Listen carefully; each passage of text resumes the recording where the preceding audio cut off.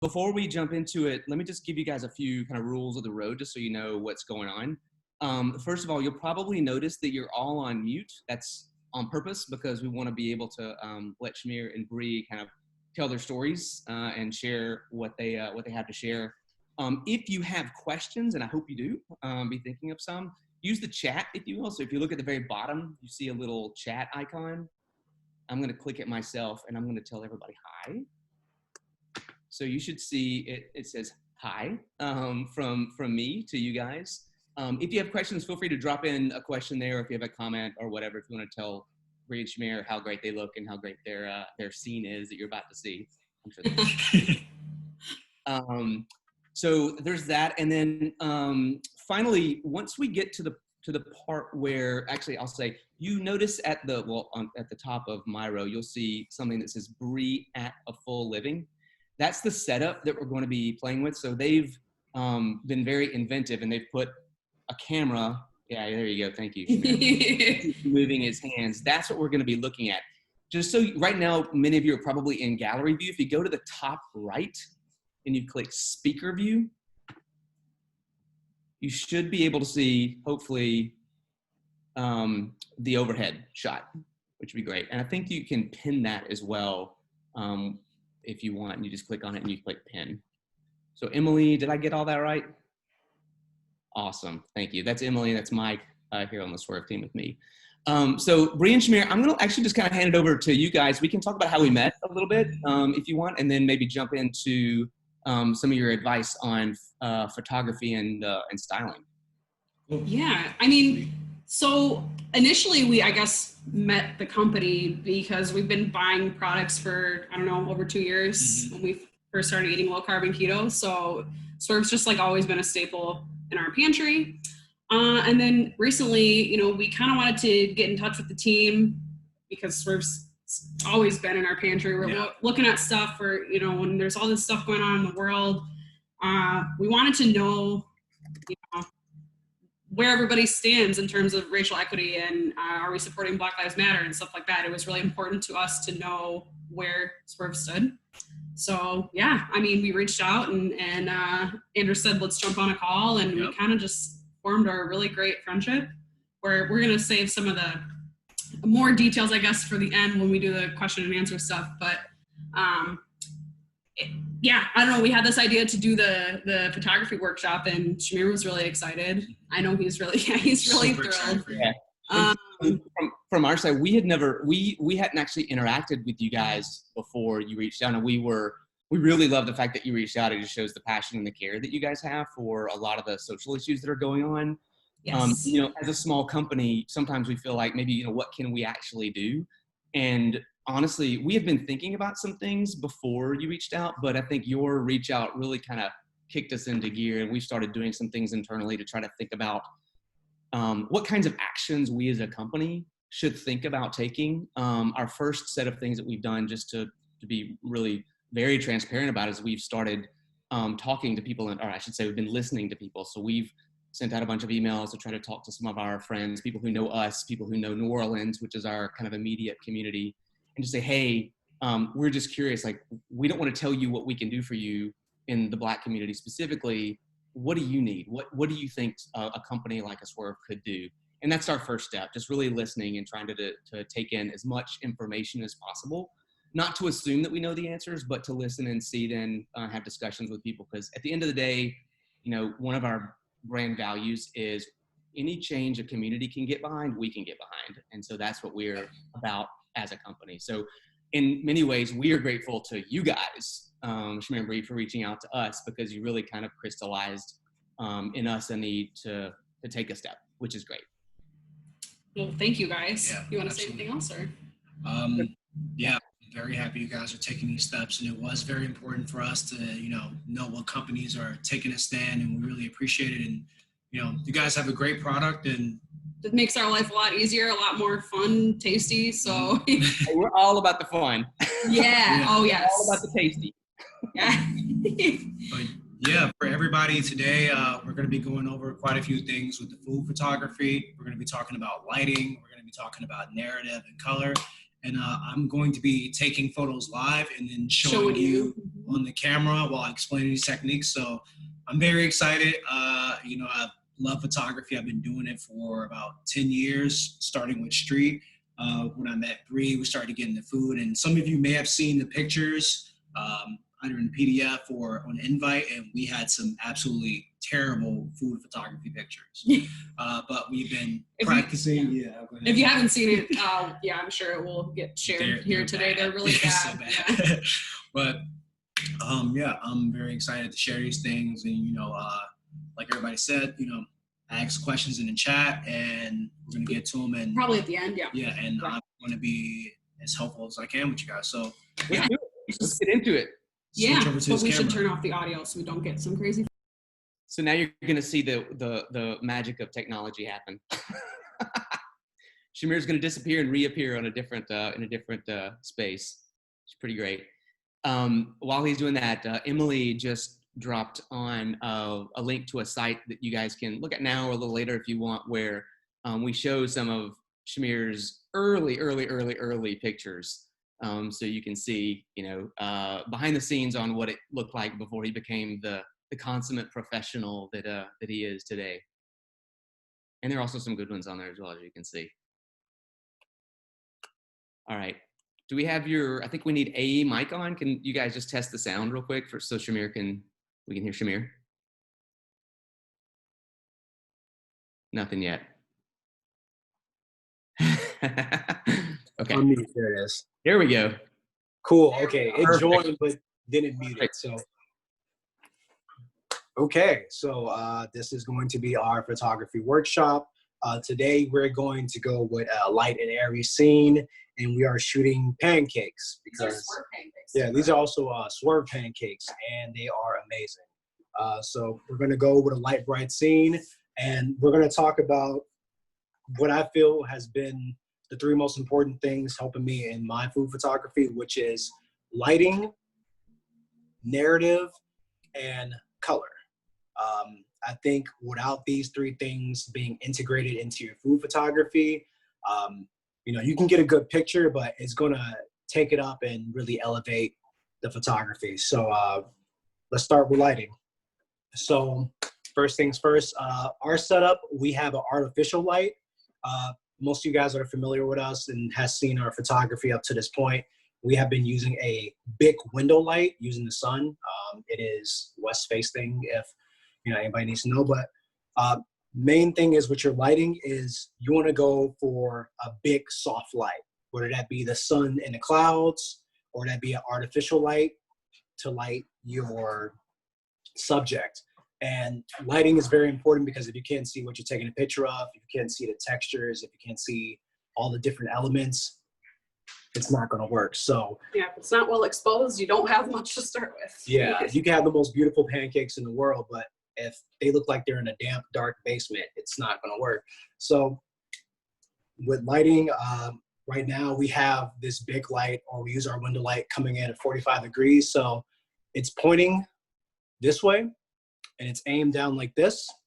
And the reason for that is we want to mimic the sun, or if you're using a window, you want to use the sun to create one direction with your light. You can kind of see that with the shadows. So if you look under right here, you get one direction with your shadows. And these shadows are also soft too.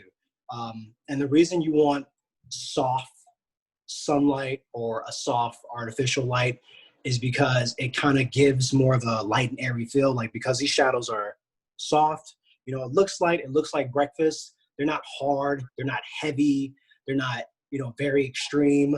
They work for the scene. So what's interesting about that, I don't think until we did the run through yesterday, and now I'm seeing it again, like I don't think I ever really noticed the impact that some shadows, even the light ones that you have there, actually on making the overall image just look real. You know, I mean, you can see the shadow under the peaches up there on the upper left. It's great.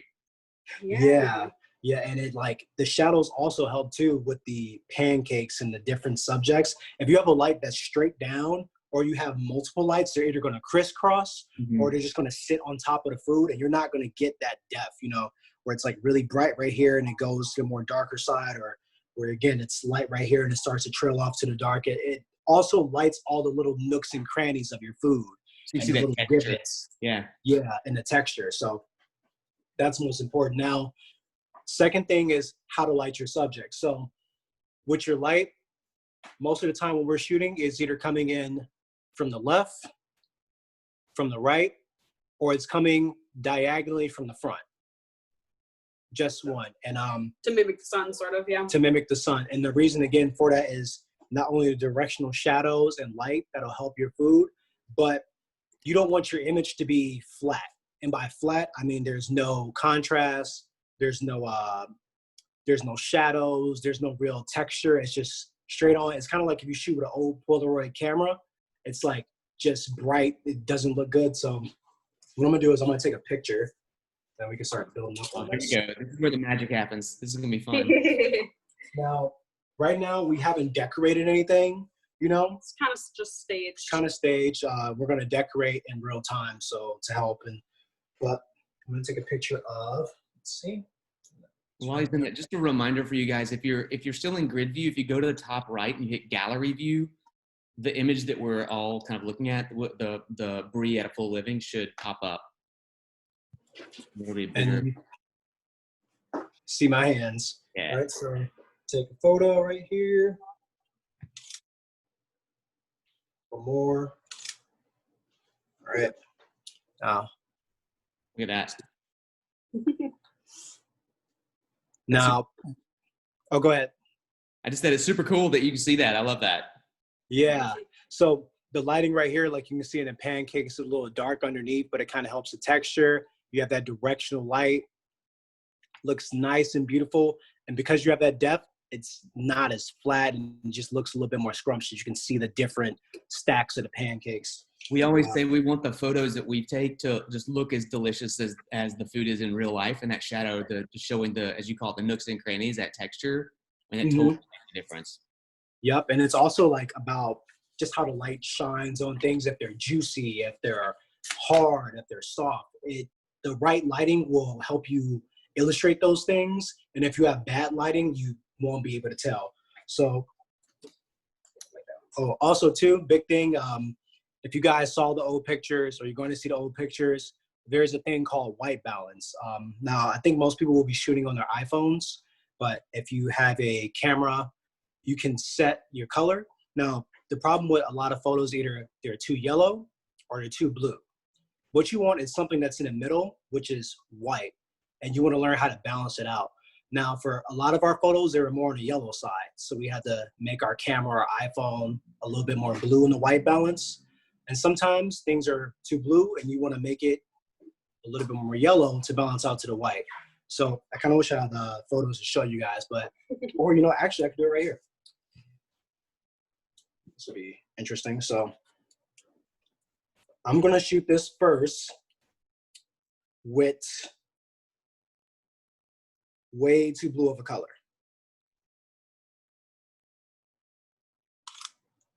Okay. Oh yeah. And as you guys see, that doesn't look as scrumptious. It looks kind of weird, kind of alien. It's like very clinical. Very clinical. Yeah.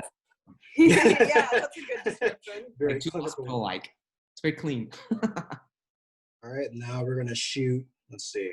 It's about as yellow as I can get it. Oh yeah. Still looks kind of white, but let's see if we go back. Yellow, blue, Yeah. perfectly white. Now with your iPhone, it kind of, you know, auto exposes, it kind of auto corrects the color. But if you do see that where something is too yellow or too blue, that's something to watch out for. Or if it's too green or too purple, also something to watch out for. But yeah, go ahead. And is that, so forgive my ignorance, but is the white balance, does that have to do with the intensity of the light, or is it something else? Sometimes it can be with the light, but really it's more like balancing out the light with how your camera sensor is seeing it. Oh, I see. Okay. Yeah, so even if you have super yellow lights, you can set your camera white balance to be more blue to get it to be white. It's like trying to figure out the colors. And if it's too blue, then you can turn it up to more yellow on your camera sensor to be more white as well. So I think what we're going to do now is we're going to start putting this together. Yeah, then we're going to talk about narratives and layers.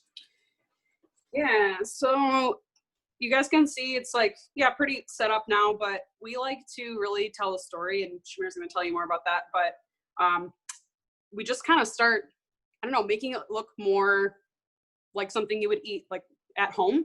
So I'm just going to like smear some butter on here now. What they're not telling you is they're going to eat this afterwards, so they're just really preparing it. Yeah. And making us all hungry in the meantime. Yes. Oh yeah, by the way, this butter has brown sugar Swerve in it and some cinnamon, so it's gonna be really good. And I like whipped it. So just, you know, to be a little fancy. Nothing wrong with fancy. And then I don't know, something else I might do. You tell me, Shamir, but I like to kind of like put some on the plate and like, yeah, just mess it up a little bit and sort of make it, I'll clear that up. Just look like you're eating it. So So next is go ahead and stack. We can stack some peaches, some strawberries on top. I'll add a couple Pretty right there. fresh strawberries and then probably just some peaches, excuse me. Peaches and nectarines right there. Gotta put some on top here. Yeah. I know you're going to get to color in a second, but already it's just popping. Yeah, Yes. yeah. Food is so much fun when you like get to play with it and start seeing the color palettes and everything. I go on Pinterest a lot and I just scroll through different things. I'll look up like burgers and steaks and I'm just amazed at how much you can do with the same thing. So what you're doing now is what people in the quote biz will call food styling, right? Like this is food styling that you're doing right now. Yeah. And this is just some like, oh, go ahead. No, please go ahead. So yeah, this is just some very like basic food styling. We're going to talk more about textures and layers in a second, but this is some very basic, everybody can do food styling. This isn't like super dramatic. You don't need special tools or anything. This is all stuff you can do with things in your kitchen and things you can get anywhere. So next we're going to talk about narrative and layers. And the main thing is you want to tell a story with your food and you want to help your main subject with its supporting elements. And that's been a big thing in food photography for me, is telling that story. So with this, we have a pancake breakfast. Let's say this is the only thing in the scene. How can we help it? And I think the story, again, we're going to tell is light and airy, right? So we have these pancakes. We have butter, because that's what you would put on pancakes. We have the fresh fruit. We have some coffee here, because that's probably what you would drink. We have the syrup. We have the cream. And basically what you're thinking of is, what would I have normally with this meal? What would someone else have with this meal? Is this a meal for one or two? Is this for the family? Is it breakfast? Is it lunch? Is it dinner? Is it, dark and moody? Is it light? And all those elements in your picture or in your image should help. It shouldn't take away. Again, like we have all the fruits and butter and everything. Looks great. If I had a giant squash on the side, everybody would be like, what is going on here? Like, Squash for breakfast is great. It could be really good. It could be. Sure. So do you have people in mind, like as you were constructing this, as you're thinking about this now, the narrative here, like in your mind, you say, this is like me and Bree on a Saturday morning, making breakfast together. Like, is that kind of how you inspire yourself for this? Yeah, that's a great way to look at it. And even an exercise you can do too is just like, what is the breakfast you're familiar with, like in your childhood? Like what gives you a lot of emotion when you eat? You're like, I love this. We used to have this and that, and with the pancakes, we used to have these fruits. Like my dad would have a newspaper on the side. All those elements give power to your image, and it's very important. So next time you shoot a burger, like, what kind of drinks are you going to have? What kind of size you're going to have? Is it in your basement because you're watching the football game? Is it, outside because you're grilling? Think about the different elements to help that. So I love that lesson. It's like when you're writing, people always say, write what you know. So write about things you understand about, because that understanding will come through. I love that. Like shoot what you know, or style what you know. That authenticity really, it comes through that you actually know what you're, quote, telling a story about when you set it up like this. Yeah. And as you get into food photography, it can get really technical. You can get really intense with like textures and things like that. But if you're just starting, or having a little basis, just go with what you know. and it'll help out a lot. So next, let's go ahead and sip some powder on here. Yeah. So we're gonna add some more layers and texture and just kind of make this more interesting, create more contrast too. So we have some powdered Swerve here, and we're just gonna kind of a light dusting. Yeah, it just makes it, I don't know, look really appetizing, right? That's awesome. And against that those black plates in particular, that looks great. Yeah, with the black plate, kind of Yeah. stands out a little. It really pops out. Yep. So now you guys, I'm going to take a couple of pictures, and then I'm going to show you how this looks in camera. So I need to go ahead and just change this white balance real quick because I had it way too orange. I know that Terry said the little changes make such a big difference, and that's 100% true. The little It changes in these photos, yeah. It's so phenomenal. Okay, let's go ahead. We're going to shoot that. That's one. We're going to shoot we're going to actually turn it down a bit, make that a little bit less bright. That's good. That's good. And we're going to do one more like that. All right, so first image right here. Nice.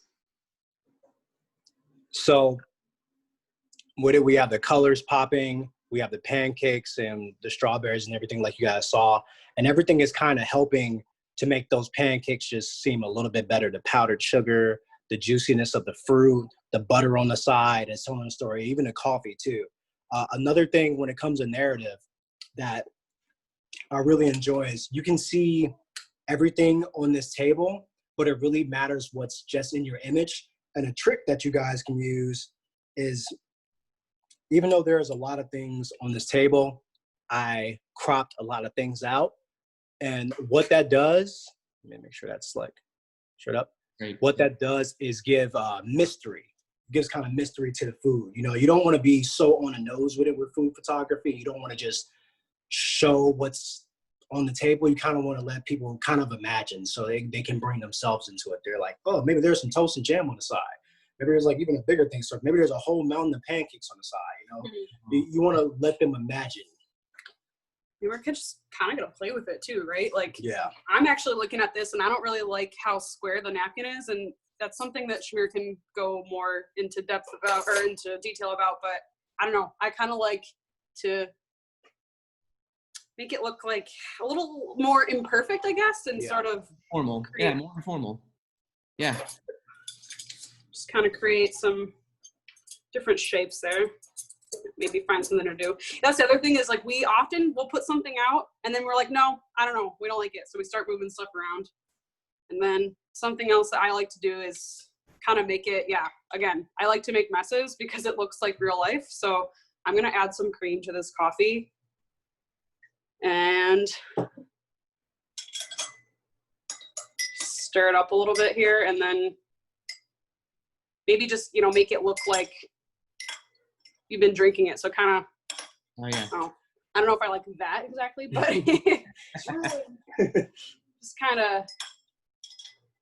What's great is that you can kind of experiment while you're shooting. So if you like something, great. If you don't, just take it out, move it around, play with it. Exactly.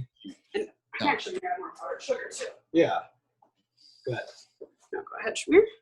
And another thing when it comes to texture and everything, when you take your food photography, you want to capture a moment.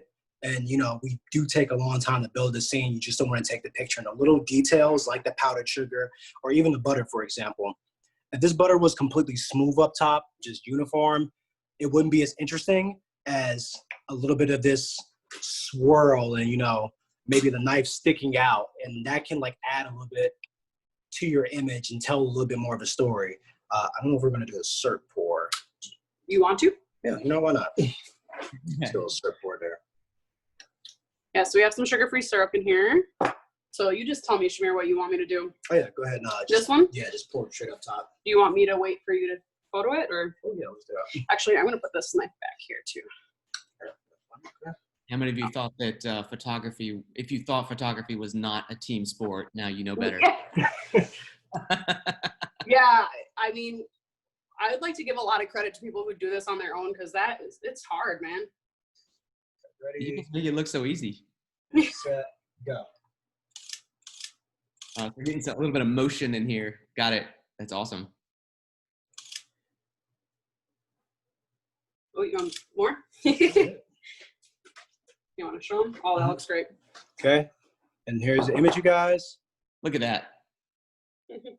Now, is this image right side up or is it like sideways for you guys? Sideways. If you turn it clockwise, there you go. That way. You got it. I mean, counterclockwise. Yeah. You knew what I was saying. Look at that. I mean, you should put that on your website right now. Yeah, probably will. Post it on Instagram if we didn't already post a picture. There you go. There you go. Earlier today, but One thing. So, go ahead. I was just saying one thing that I really loved about what you did before when you were talking about kind of helping people use their imaginations when you kind of crop things out. Also, how that helps you to frame the subject that you're trying to capture. Yeah. Do you want to talk about that for a sec? Yeah. So I can do a couple of different shots from different angles to tell different parts of the story. But yeah, cropping is one tool to kind of let your imagination flow when you have all this stuff. And again, you don't want to be right on the nose with it because if you can look at an image and tell exactly what's in it and there's no mystery, then you just go on to the next image. So now we're going to play with some angles. And with food photography, it's pretty straightforward. You either have your overhead, you have 45 degrees, or you have straight on. So this first photo, I'm going to shoot the pancakes this way, and I'm going to aim at these pancakes in the back. That's nice. Okay. You can hear us all holding our breaths right now. Wait to see it. What? It's so good. Now this is fun because you're doubling up and reinforcing the first set of pancakes with the second set of pancakes. And then you have the syrup pour in the back and a little napkin. And even though everything isn't in it, you got a story there. Next, I'm going to shoot, again, the pancakes, but from this angle, 45 degrees, and try to capture all of this. These are going to be a little bit blurred out. These are not going to be as in focus, and this is going to be the main thing. Okay.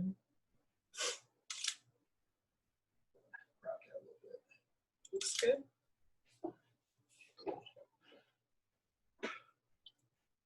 Wow, look at that. I love how that red just takes your eye from the front of the picture to the back of the picture. It just sort of makes it sort of guides your eye back. Yeah, little leading line right there. Let's see, is there anyone else I want to shoot? So we did 45, so now let's do a straight on. We're just gonna do a straight on to the pancakes. I'm gonna rotate them a little bit. Thank you. There you go. Yeah, just so we have that different angle. We could even maybe move some of the props around too. Yeah, let's do that. Do you want me to move the coffee back here? Mm-hmm. Okay. Yeah, let's do that. It's gonna look better. So when you're doing your food photography, don't feel too stuck to one scene or one design. Feel free to move things around and play with it and see what works best. What's also great from what you're showing us right now is that, when I look at food photography in magazines or any kind of photography in magazines or, anywhere, you think, oh, that's been retouched to death. That's been cropped. That's been color corrected, all those kinds of things. You've actually literally just taken these pictures and you're showing them raw, and look how good they can look. It just gives, because an amateur, like nobody photographer, food photographer, there's so much you can do with just the basics to make things look really great. Let's see, that's the image. And that is straight on compared to, let's see, 45. And then I'll do one more overhead and let's get everything in there as much as we can. Let's see. Here I can. Super. Yeah. How's that look? You can move anything that I did. He's the expert. I just kind of try things. No, this looks great. That's great.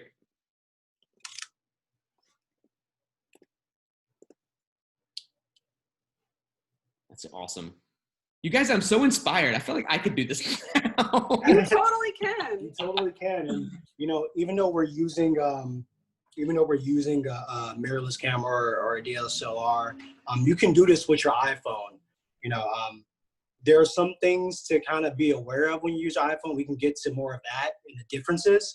But yeah, if you know how to use your narrative, if you know how to use your lighting, you can get some really good photos with your phone. For a long time, I was doing street with a Android phone and still getting great images, even though it's not the best thing. So don't think you have to have a professional setup. We're going to talk about any of this stuff. Okay, and now we're going to talk about the don'ts of narrative and layers. When we touched on, don't throw in things that don't make sense to the scene. Pretty obvious, you know, pancakes and pair of combat boots, that makes sense. Or add things, add them in. And then two, I think it's nice to have a neutral background, whether that be dark or be kind of a marble or a white, because you want your main subject to shine, and you don't want the background, whether it be or even the overhead napkins. or even the napkins. Like, you don't want any elements taking away because there's something distracting. And it's just gonna, it's like if I take a picture of this 45 and there's a bunch of like packing boxes in the background, it's just not going to help. And one really important thing is not to have things too close and cluttered. Because one, no one eats like this, but when you go to take a photo, the closeness of this is going to create some more shadows. It's going to darken up your image, and it just looks, it's like clutter is chaotic to the eye, and you want everything to look nice. Like there's room to actually eat there, like it's inviting. Yeah, when you're doing food photography, just like everything else, personal space, great. Great. I want to show an example of this. Yeah. Now, this is one of the towels we have. We have a bunch of towels from World Market. They're a little bit on the brighter side with the boldness. Yeah, just doesn't look right? I don't know. It doesn't look great, especially because it's kind of a muted like gold gray. You can make this work, but it's a little bit more difficult to achieve. Yeah, it's sort of drawing away from these peaches and from the pancake stack. It's just like your eye goes right there. It's also too, this is muted, and while the pancakes are more of a softer brown, you know, it's not too out of the color spectrum, this is so kind of dull that it takes away from the brightness of everything else. Now these kind of vibrate a little bit more against it, but overall it just takes away from where your eye should be in terms of the color, which we'll get into next. Yeah. So how do you guys feel so far? It's feeling great. Yeah, great. If you have questions, drop them in the chat. Any questions you have, drop them in the chat. We're Mike and Emily are monitoring them, and we'll definitely get them out first memory to answer. Well, go ahead. Let's talk color. Okay, cool. Okay, so the last but not least important thing is color. Color is incredibly important to your image because it creates emphasis. It helps you draw your eye, and especially in food, you want colors to look realistic and scrumptious and vibrant, and you want your colors to be right, whether that's the white balance, whether that's what color palette you have on the scene. You want everything to work. So we actually kind of just touched on it with that dull, muted gold. Yeah, I guess I jumped the gun a little bit with that. No, it's okay. How it took away so much from the scene, even though it was such a small part. You kind of want everything to work. What we like to do with our food photography now is to look for color palettes. So right now we kind of have a mix. And what's happening is we have a lot of warm colors: brown, yellow, red, a light brown, kind of a black. We have the red, and then we have some contrasting colors to kind of bring it together. So we have these kind of gray blue napkins, and we have the green of the strawberry, give some freshness, but it all works as a color palette. So first thing, you know, we have a mix of different colors in here, and let me say about what, 5, plus the white background. You want to look for a color palette and use contrast. For example, it really helps that these pancakes are on this black plate. as opposed to a white plate, because you wouldn't be able to see the powdered sugar, and then it would kind of blend in just a little bit with the backdrop. With the backdrop, sorry, dry throat. With the backdrop, and that helps that pop. But it also contrasts the freshness of this white bowl. Sorry, give me a second. I had a brain fart, everybody. I love how you kind of building it up. I love how you're kind of building it up as well. You know, because you got the white backdrop, the black plate, so it's like light color, dark color. I don't know if that's how you think about it, but it's almost like you've stacked the contrast in a way.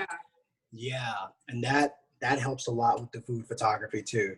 Yeah, so you have white, then you have black, and then black and white always work as a beautiful canvas for anything.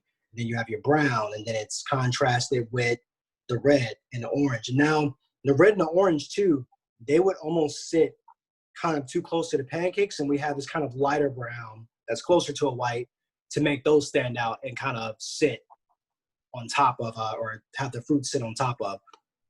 So let's see, let's get to basically, oh, go ahead. We have one question come in, and do you have any tips on finding backdrops and flooring? I don't know if that was a color related question or if it's just where do you go to find these things? Because you're, you know, the marble, I think, what looks like marble, and then the subway tile, they look really great. Yeah, so there are a variety of sellers online that have these kind of vinyl backgrounds and kind of thicker ones.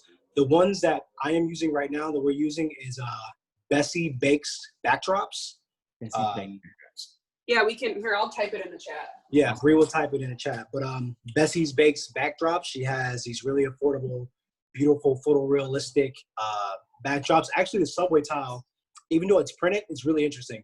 If I shoot from this angle or I shoot from this angle at the subway tile, certain points of the grout pop out. It's like really interesting how she got that to go. But you could sometimes use a tile too, or we used to use just a tile from Home Depot. Yeah, or Lowe's or wherever. Yeah, you can get kitchen tile for like $4 or $5 a piece.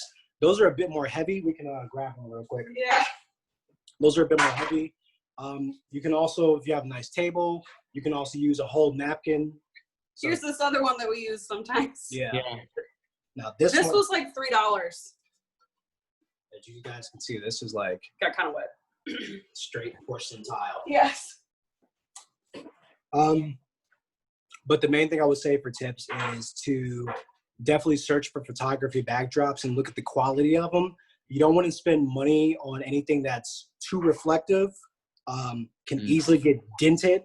You want something that's kind of easy to store as well. If you go cheap, you're going to get cheap quality. But I mean, I'd say that we really like Bessie Bakes backdrops because they're kind of that perfect. I don't know, the price is sort of, it's a good value, I guess is what I'm trying to say. It's not too expensive, but you're getting really good quality stuff. And she paints, I don't know how, but, oh, you can't see that. Never mind. I could pull it out, but now maybe not. Actually, maybe you can shoot it and show them how realistic it looks with the way that she sort of paints on there. It just really makes it look like a real kitchen here. Yeah, I mean, it looks like a backsplash, honestly. Yeah, which is great because we have a brown table that we're shooting on, which is, I don't know, we've taken some really nice photos on it over the years, but it can be really, really tricky because it's such a warm color. So starting with that as the backdrop can be hard unless you're going for something super specific. So yeah, we had another question. This kind of gets back to color a little bit too, but also with background. They asked, do you mostly use black or white plates, or do you ever use colored plates? Which is interesting because when you start to throw color in as background, I don't know what that does to the food itself that is the subject. How do you guys think about that? We can, and I've seen a lot of people do it exceptionally. I think it's about finding colors that work together, whether they're all like, they're cool colors or warm colors all together, or they kind of contrast. Right. Like this, like the white works really good for the coffee because the coffee is black, but then I don't know, I feel, well, like you said, the pancakes would look good on either a white or black plate, but probably black is better so that you can see the powdered sugar. Yeah. Oops, got a little fruit fly on there. Thirsty. Yeah. When it comes to color backgrounds, yeah, I think it's just like looking up the color palette beforehand to see if it works. Don't you think though that darker backgrounds are maybe a little bit trickier? I would say maybe that lighter backdrops are maybe a better beginning point. Yeah, I would say lighter backdrops. It's not like black or dark colored backdrops can look really, really good, but I do feel like it's something that we've had to like learn a little bit more. It's a little trickier because colors can kind of get like, how do I say? They can either stand out or sometimes it almost like sucks things into the backdrop. Yeah. I mean, So, if it's part of the story, you kind of don't want them to, you don't even want to notice the plates. You just kind of want them to frame, like in this case, to frame the food itself. Right. Yeah. Now, if you can get a hold of some really nice, like textured plates, go for it. Because that adds, and tell us where you find them. Because we can't find them. But they add like that much more of an element to the story. We saw a picture in Chrissy Teigen's book. It was like some fish, and it was on like a iron serving plate, and it had a bunch of scratches, and it was kind of like faded out on some parts, and it just looked gorgeous. Yeah. And it brought the color of the fish out so perfectly.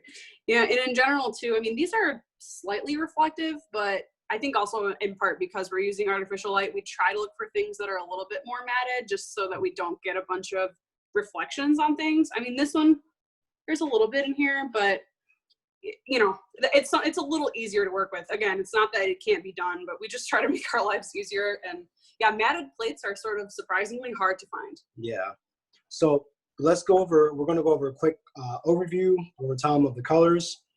Make your main subject shine, which we did with the brown pancakes and the supporting elements. Make sure the supporting elements make the subject pop.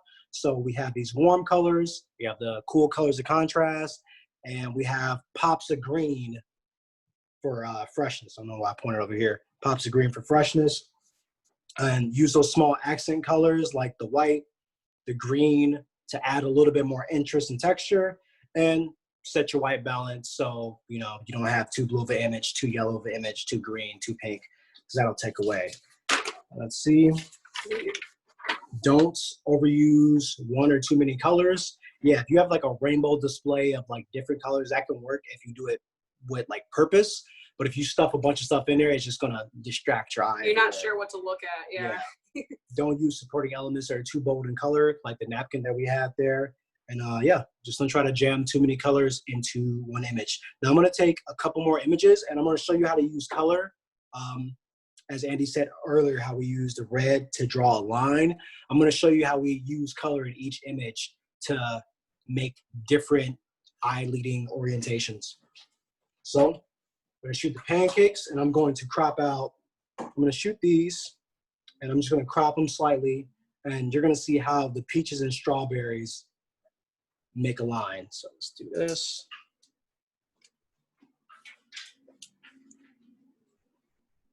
Put that right there. While we're doing that, if you guys have any other questions, feel free to drop them in the chat too. I'm gonna look up who shot Chrissy Teigen's cookbook because we use it for inspiration all the time. Like Matt Armendariz. I'm probably not saying that correctly. Oh yeah, I follow him. He's great. Oh, do you? Okay. Yeah, he's Well, nice. I wrote his name down because I didn't know who it was. Okay. Look at that. So there's the image right there. Now, I'm sorry, I gotta set the monitor since this wants to jump around a bit. Monitor only. So with this particular image, I have the strawberries. Can you raise it just a little bit to your? Yeah, there you go. Perfect. Cool. Yeah, you can see better. So I have the peaches and the strawberries on the edge of that corner, kind of on the diagonal, and they're facing towards these peaches as well. So that kind of makes a line like two group of friends kind of facing each other, waving at each other. And then we have these peaches right here, again, facing towards this, and it kind of like subliminally tells you to look at this. Also, the weight of the subject is like the biggest thing. It's also center. It's good for your eye. Stays right there, but the color helps make that kind of diagonal. So try to use that when you take some shots. Let's see, what other angle can we do? have a question from James. But yeah, you go ahead and keep. Yeah. So while you're doing that, we had another question come in. I'm going to paraphrase. How spontaneously do you sort of act when it comes to taking pictures, or do you think long and hard before to kind of set up a big shoot? I feel like it's a mix of both.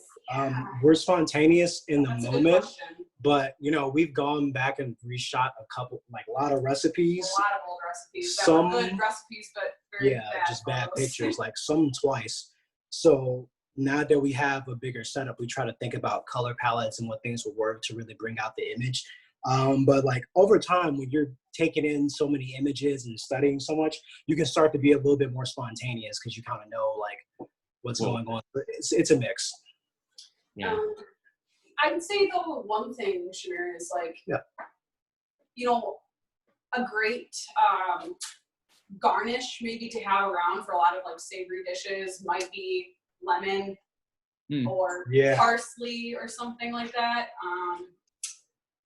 Even something that we do a lot with lemons is we like char it on a griddle pan just to give it that extra texture, and actually it makes it taste really good too, and it makes it juicier.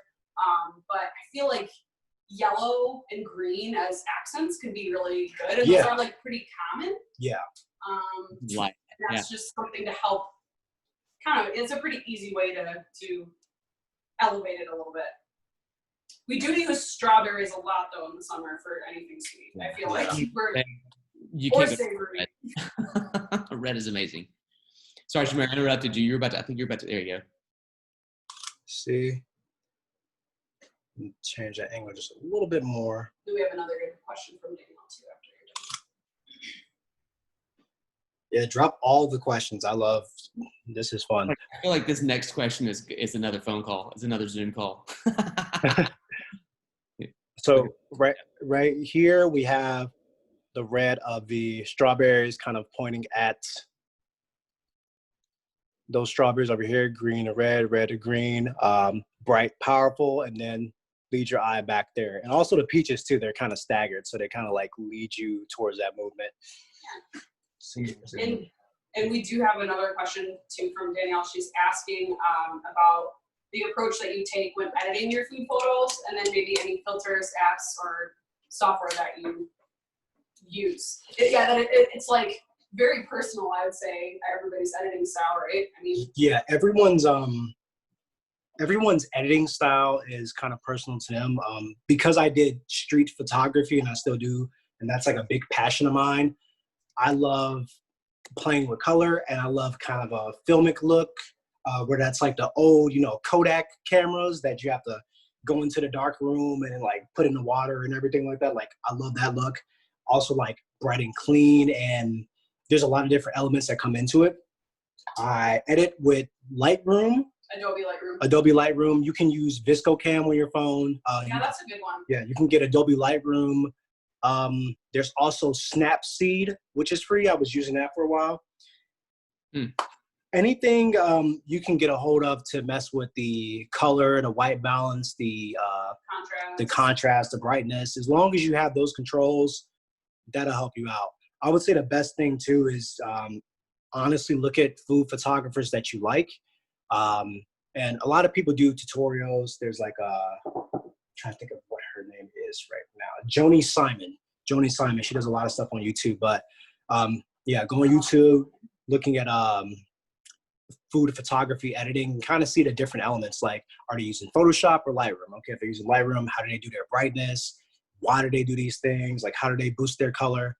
I think just finding your influences and seeing what they do, and kind of look at how other people use color, and being able to identify the different elements, like the texture or the brightness and things like that, will help you a lot.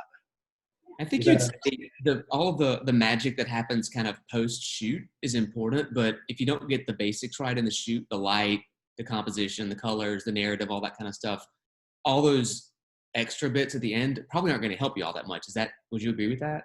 Yeah, honestly, the Lightroom editing is just like, it's the garnish to the meal, but like the picture is the meal. So definitely want to get it as good in camera as possible. Sometimes you can save it in post, but you don't want to make a habit of it. Yeah, it's hard. Sometimes a client will send something that we didn't take or something, and it will not look great. And it's kind of like, can you fix this? And we're like, oh, no. Cannot. I'm sorry. I am not Merlin the Magician. Yeah. One more thing. This is good, again, for lighting.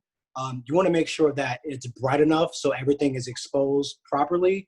And what that means is you have your highlights, which is the brightest part of your scene, and you have your shadows, which is the darkest part of your scene. You don't want your shadows to be completely black, because that means they're crushed and you can't get any information out of them. And at the same time, you don't want your highlights to be so bright that they're blown out.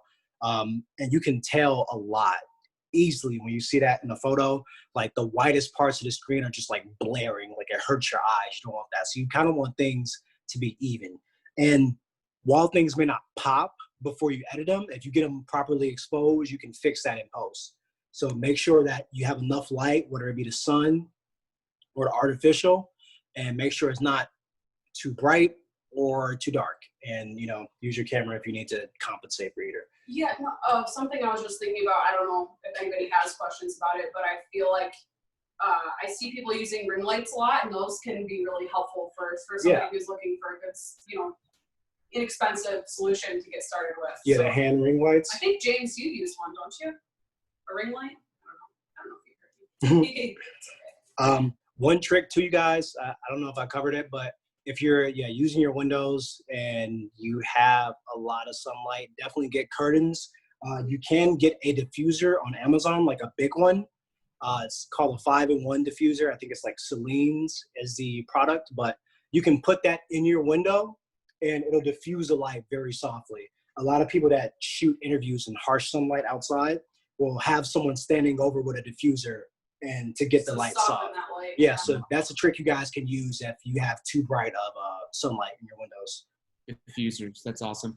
Hey guys, if you're interested in all these tips, Mike just posted a link in the chat to go to the website so you can see all of Shamir and Bree's early photos, so the ones that they're maybe not quite so proud of, and then you they're can super embarrassing, but we so had bad. to show them. No, I mean, I get it. Maybe. I mean, you took them. I think it's great to see just the journey that you guys have been on. I mean, from where you were to where you are now, it's just like light years. I mean, light years. Your photos now are just so incredible. But they've also, we've put a recipe on there for you guys to check out. And then all of Shamir's tips and tricks are also listed on that link. So check it out if you're interested in if you didn't take notes today, we've got them taken for you. Yeah. Those photos are, I really do think that it shows that anybody can do this stuff, really.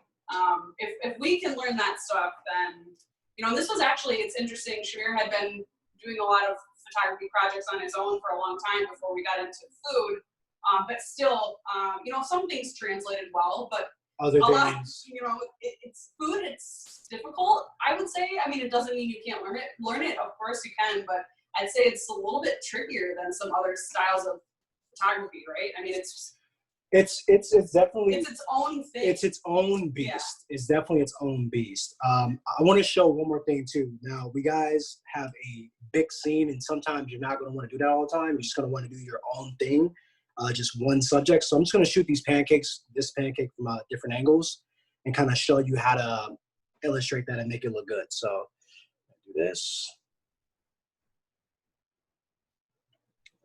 Higher.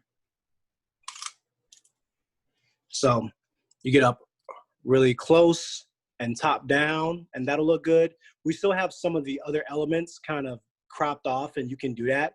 But if you don't have those elements, it's going to be more dependent on you went the other way. Random selfie. Yeah. Bonus. Yeah, it's going to be more dependent on the textures and the storytelling, and not having those supporting elements, but like the strawberries and the peaches and the powdered and the syrup. That was actually something that Andy asked the other day, like maybe taking a picture of like a brownie or a baked good to, I don't know, kind of show the texture if you're just kind of trying to get one thing. Yeah.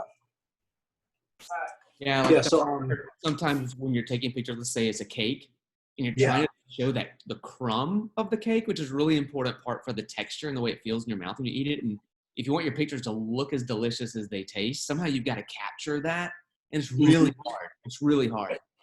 I actually went through a lot of pictures on Pinterest, just kind of analyzing them. And one thing I saw for brownies and cakes are either having multiple brownies, you know, stacked up in some type of uniform shape with one turned up, or having the crumbs themselves as a garnish around the brownie, or even like, you know, adding contrasting colors like the salt, different things like that. Now, if you're just doing a straight brownie that has no other addition, I would probably go Maybe with, like take like a bite out of it, or like a Yeah. scoop out of it or something. take a bite out of so it, you can or see the inside, or scoop, and make sure you have like a contrasting neutral background. I saw some beautiful brownies, and they're on a dark background, but like they needed a white napkin underneath, and without that, they just would have blended into the background. It was like one of those black come out of the void like backgrounds. And but yeah. Cool. Any other questions? Guys, do you have any more questions? I think we're going to wrap up here in a second. Maybe give you guys some chances to ask a few more questions if you want. But while we're doing that, Shamir and Breven, this is awesome. Thank you guys so much. I have learned again. I learned yesterday. I learned today. It's like, we'll see you next week. We're going to do this every week. No, just kidding. But this is great. This is super helpful. I know everybody who's on the line really appreciates it as well. Absolutely. And I'm happy that you guys gave me this opportunity, and I'm happy to help everybody that came. So yeah. do you want to shut the audio off over there, and then we'll? Yeah, so I'm going to shut the audio off right here, and then I'm going to go to the... Cool. Mike, Emily, anything else to add from the Swerve side? Both on mute, shaking their heads. All good. Okay. Cool. Y'all are still on mute. Yeah, there we go. We're still getting used to this, man. Ugh. That's awesome. Yeah, take some water. That was great, guys. So thank you again. If you guys have any questions, obviously you guys can go to the link that Mike put in the chat. Feel free to drop us a line at sweetie@swervesweet.com. And let's plug your Instagram and your website, Bree and Shamir. A Full Living. Yeah, we're A Full Living. We didn't really think through having 3 L's in a row. We just liked the name. But yeah, I'll type it in the chat. If you want inspiration, go to their Instagram page, because the food there is just absolutely scrumptious. Good enough to eat. Oh, apparently. There we go. A Full Living, and then our website is A Full Living. There you go. Hey, Instagram is... Yeah, Shamir has his own Instagram too, where he shares more than just food, just basically all his different projects that he's working on, because he's inspired by a lot of different things, and he's a very creative person. So yeah, and I'll be sharing more like behind the scenes and just different photo experiments that I'll be kind of taking upon myself. So if you guys want to come over and see different areas of the food, or just, you know, some new photo experiments, check it out. I'll go follow them. It is inspiring to see what you guys are doing. Thank you again, guys. Thank you so much. thank you guys. Thank you guys. Awesome. Thanks, guys. We'll talk to y'all later. See you next time. Bye. Later. Bye. Bye.